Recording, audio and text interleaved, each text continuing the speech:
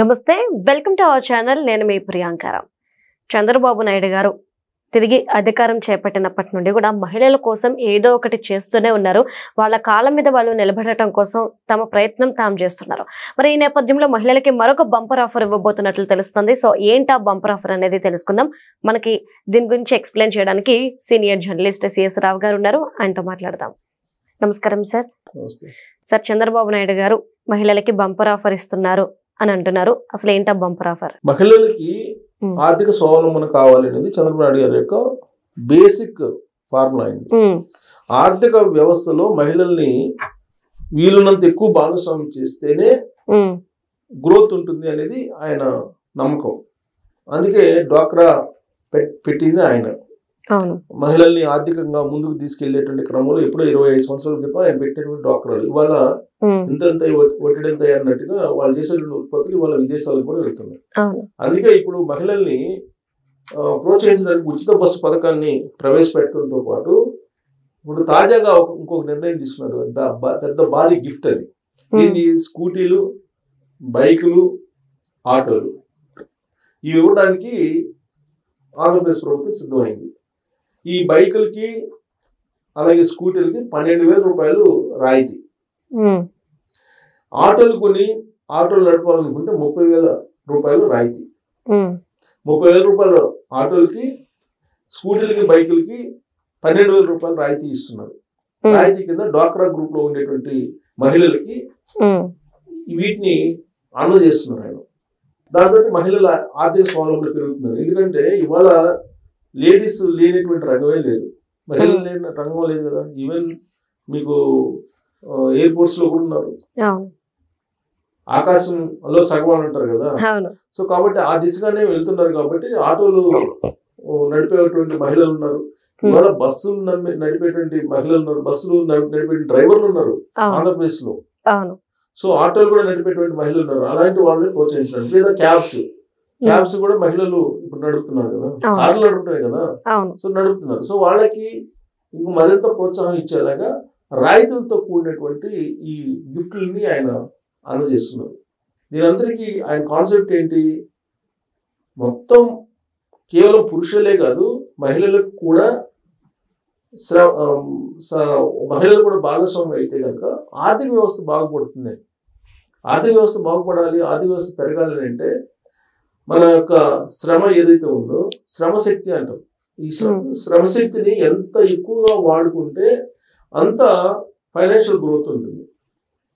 అందరినీ భాగస్వామ్యం చేసి అందరికీ పని కల్పించారనుకోండి, అప్పుడు ఉత్పత్తి పెరుగుతుంది. ఉత్పత్తి పెరిగినప్పుడు ఆటోమేటిక్గా రెవెన్యూ కూడా పెరుగుతుంది, జిఎస్డిపి పెరుగుతుంది, తలసరి ఆదాయం పెరుగుతుంది, రాష్ట్రం వెల్దీగా ఉంటుంది.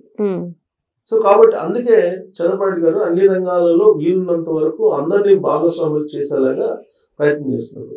తాజాగా తీసుకుంటే కనుక డ్రోన్స్, రైతులకి డ్రోన్స్ ఇచ్చారు. రైతు బృందాల్లో ఉండేటువంటి వాళ్ళకి ఆ డ్రోన్స్ ఇచ్చారు. ఆ డ్రోన్స్ కూడా దాదాపుగా 80% సబ్సిడీ తోటి, రాయితీ కాదు సబ్సిడీ తోటి ఈ డ్రోన్స్ ఇచ్చారు. అంటే 10 లక్షలు చేసేటువంటి డ్రోన్ ని కేవలం 2 లక్షలకు ఇచ్చినట్టే. 80% సబ్సిడీ అంటే 10 లక్షలు చేసేదాన్ని 2 లక్షలకి ఇస్తున్నట్టే కదా. సో ఒకవైపు వ్యవసాయ రంగాన్ని, ఇంకొక వైపు మహిళా సాధికారత, మహిళల్ని ముందుకు తీసుకెళ్లే కార్యక్రమం ఆయన చేస్తున్నారు. ఉచిత బస్సు ఇచ్చారు. ఉచిత బస్సు ఇచ్చిన తర్వాత చాలా మంది ఇప్పుడు ప్రత్యర్థులు విమర్శిస్తున్నారు, ఉచిత బస్సు ఇచ్చిన కారణంగా పని చేయకుండా తిరుగుతున్నారు అని. కానీ చంద్రబాబు గారు ఆశించింది ఏంది?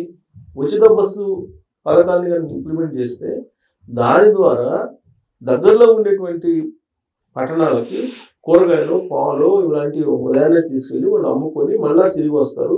కాబట్టి వాళ్ళకి ఆదాయం పెరుగుతుంది అనేది కాన్సెప్ట్. అలాగే ఉద్యోగాలు చేసేటువంటి మహిళలు ఉన్నారు, 10,000కి, 15,000కి, 20,000కి, 30,000కి చేసేవాళ్ళు ఉన్నారు కదా. 3 లక్షల మంది వాళ్ళు ప్రయాణ ఖర్చులు దాదాపు ఒక్కొక్కరికి 3 నుంచి 4,000 మిగులుతాయి నెలకి. ఇది ఫ్రీ బస్ కారణంగా. యాక్చువల్గా చంద్రబాబు గారు చెప్పింది ఫ్రీ బస్ విషయంలో నాకు గుర్తున్నంత వరకు పల్లెలకు మాత్రమే ఫ్రీ బస్ ఇస్తున్నారు. అది కూడా జిల్లా పరిధిలోనే ఇస్తున్నారు. ఉమ్మడి జిల్లా పరిధిలోనే ఫ్రీ బస్ ఇస్తారని చెప్పారు. కానీ మహిళలు అంటేనే కొంచెం ఆయన ఫ్లెక్సిబిలిటీ, ఉదారంగా నిర్ణయాలు తీసుకుంటారు. ఆయన ఏం చేశాడు, రాష్ట్రం మొత్తం ఎక్కడైనా ఎక్కడి నుంచి ఎక్కడికైనా మీరు ప్రయాణం చేయొచ్చు, అది కూడా 5 రకాల బస్సుల్లో పర్మిషన్ ఇచ్చారు కదా. లాస్ట్ కి టెంపుల్స్ కి వెళ్ళడానికి, ఈవెన్ తిరుపతి దేవస్థానం లాంటి టెంపుల్ కూడా ఫ్రీగా వెళ్ళడానికి ఇచ్చారు ఆయన. ఫస్ట్ వాటికి ఇవ్వలేదు, తర్వాత వాటికి కూడా ఇచ్చారు. కానీ ఎన్నికల్లో చంద్రబాబు గారు ఇదేం చెప్పలేదు. ఓన్లీ పల్లె వెలుగు బస్సులు కూడా చెప్పారు. ఆ పల్లె వెలుగు బస్సులు కూడా ఎందుకు చెప్పారు అని అంటే, ఆయన ఎందుకు చెప్తున్నాను, ఎందుకు ఉచిత బస్సుని నేను మహిళలకు ఇవ్వాలనుకుంటున్నాను అనేది కూడా రీజన్ చెప్పాడు ఆయన ఆ రోజున. కానీ తర్వాత పబ్లిక్ నుంచి వచ్చిన లేదంటే మహిళల నుంచి వచ్చిన విజ్ఞప్తులు అనుకోండి, లేదంటే మహిళల పట్ల ఆయనకు ఉన్నటువంటి కన్సర్న్ అనుకోండి, ఏదైతే కారణం దాన్ని 5 రకాల బస్సులకి ఈవెన్ ఎక్స్ప్రెస్ కూడా ఇచ్చారు ఆయన. ప్లస్ రాష్ట్రం మొత్తం ఫ్రీగా ప్రయాణం చేయడం వెసులుబాటు కూడా ఇచ్చారు. ఇది చాలా మంది భారం రాష్ట్ర ప్రభుత్వానికి అన్నారు, కానీ ఇచ్చారు. తర్వాత మీకు విద్యా కానుక కింద అది ఇచ్చారు కదా. ప్రతి ఇంట్లో ఉండేటువంటి ఎంతమంది పిల్లలు ఉంటే అంతమందికి అమౌంట్ ఇచ్చారు కదా. సో ఆల్మోస్ట్ చంద్రబాబు గారు చెప్పినవి అన్ని కూడా. తర్వాత సిలిండర్లు ఇస్తున్నారు. సిలిండర్లు ఎవరి కోసం ఇస్తున్నారు, మహిళలు భారం అవుతుందని చెప్పి వాళ్ళకి ఇస్తున్నారు. అన్నదాత సుఖీభావం రైతులకు ఇస్తున్నారు. ఇంకా ఏంటి ఆయన చెప్పిన ఈ సూపర్ 6 అన్ని ఇస్తున్నారు కదా. సూపర్ 6 అన్నింటినీ అమలు చేస్తున్నారు కదా. సో కాబట్టి చంద్రబాబు నాయుడు గారు ఎప్పుడు కూడా మహిళల ఆర్థిక స్వావలంబన కోసం. అందుకే ఇది కూడా ఇప్పుడు రాబోయేటువంటి రోజుల్లో ఇప్పుడు కేంద్ర ప్రభుత్వం ఏం చేస్తుంది, ఒక యాప్ని సహకార యాప్ అని ఒకటి తీసుకొస్తుంది. రాబోయే రోజుల్లో మీకు ఊబర్, ఓలా ఇవి కనిపించవు. ఎందుకంటే వీళ్ళు సంపాదించిన డబ్బుల్లో ఎక్కువ కమిషన్ తీసేసుకుంటారు కంపెనీలు, ఓలా కానీ ఊబర్ కానీ. అందుకే సహకార యాప్ అని చెప్పి ఒకటి కేంద్ర ప్రభుత్వం ఒక డిజైన్ చేసి ఈ ఓలా, ఊబర్ ఏ తరహాలో అయితే సేవలు అందిస్తుందో అదే తరహాలో అంతకంటే మించినటువంటి విధంగా తక్కువ ఖర్చుతోటి వాళ్ళు అందించడానికి ఈ యాప్ని తయారు చేస్తారు. బహుశా నేను అనుకుంటూ జనవరి నుంచి ఏదో రాబోతుంది.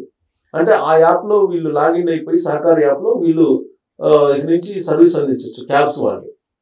సో కమిషన్ అంతకుముందు 25% పోయేది 10%, 5% పోతుంది సెంట్రల్ గవర్నమెంట్కి.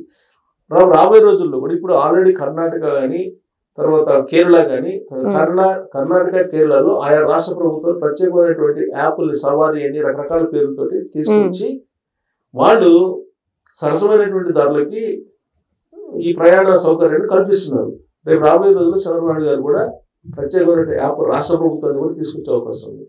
తీసుకొచ్చినప్పుడు మహిళలు డ్రైవర్లుగా ఉండేటువంటి డ్రైవ్ చేసేటువంటి కార్లు కానీ, క్యాబ్లు కానీ, లేదంటే ఆటోలు కానీ ప్రత్యేకమైనటువంటి వెసులుబాట్లు కల్పించడానికి కూడా అవకాశం ఉంది.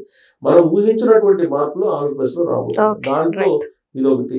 స్కూటీలు కానీ లేదంటే బైకులు కానీ ఎందుకు ఇస్తున్నారు ఆయన, అది రైతుల మీద ఎందుకు ఇస్తున్నారు, వాళ్ళ ఆర్థిక స్వావలంబన కోసం ఇస్తున్నారు. వాళ్ళే ఊరికి తిరగరు కదా. రైతు ఇచ్చినందువల్ల ఏదో పనికి ఒక పని కాబట్టి ఇంకొక పని కూడా చేస్తారు. సో ఆ ఉద్దేశంతో ఆయన ఇస్తున్నారు. ఇది ఒక బంపర్ ఆఫర్ అనుకోవాలి మహిళలకు. Right. Thank you so much, sir.